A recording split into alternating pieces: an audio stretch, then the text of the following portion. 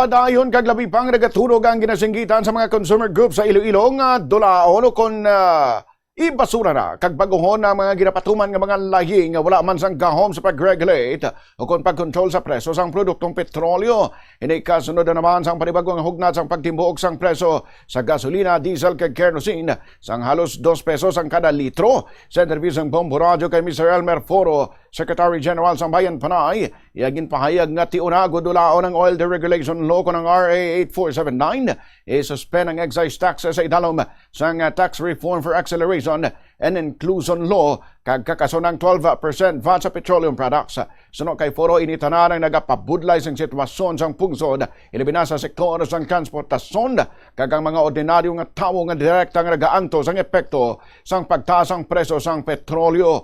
Pahayag ni Foro kinahanglan man sang pagpatuman sa mas mapag-on nga state regulation kag full transparency sa oil pricing.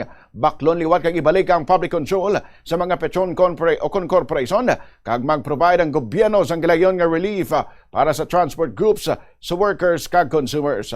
Pahayag pa ni Foro ang sunod-sunod nga pagtaas ang produktong petrolyo ang maatlag nga kapaslawan sang gobyerno nga protektahan ang pumuluyo sini.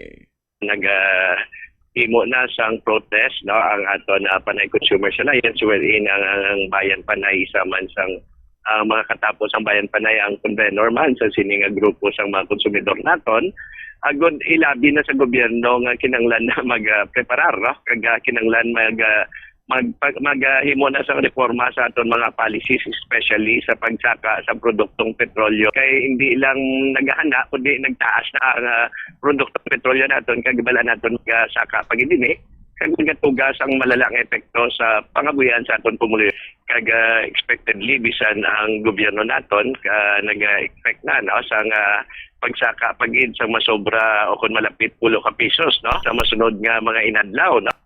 Nabalikan si Mr. Elmer Foro, Secretary General sang Bayan Panay.